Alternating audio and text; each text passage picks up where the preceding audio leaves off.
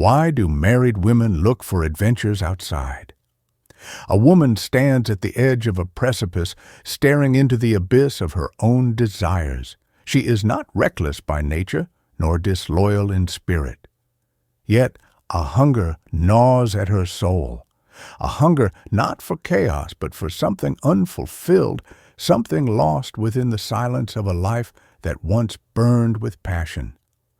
We live in a world where comfort dulls the senses, where routine chokes the fire of existence. A marriage, once a temple of shared purpose, can become a prison of monotony.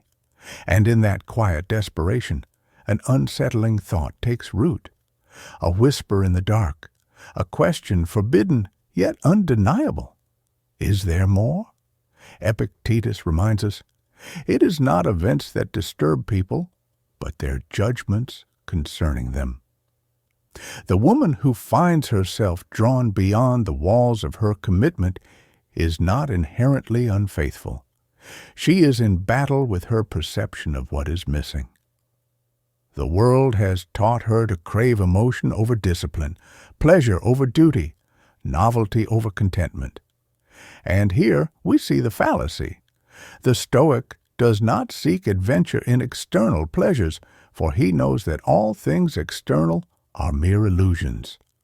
Marcus Aurelius spoke of the transient nature of desire. The things you think about determine the quality of your mind. Your soul takes on the color of your thoughts.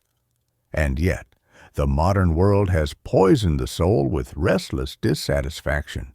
It has whispered lies into the ears of both men and women, leading them to believe that happiness lies not in what they have, but in what remains just beyond their grasp.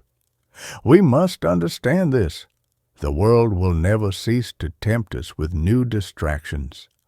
A marriage can either be an arena of suffering, where both partners become prisoners of fading passion, or it can be a training ground for virtue, where both sharpen themselves against the whetstone of commitment. A woman who seeks adventure beyond her marriage is not in pursuit of another man. She is in pursuit of the feeling she once had, the feeling of being seen, the feeling of being desired, the feeling of being alive. But here lies the test. The Stoic does not ask the world to fill his emptiness. He fills it himself. He does not beg for affection. He gives it freely. He does not seek escape. He cultivates meaning in the life he has chosen. Seneca warned us, "No man is more unhappy than he who never faces adversity, for he is not permitted to prove himself." A marriage devoid of struggle is a marriage untested.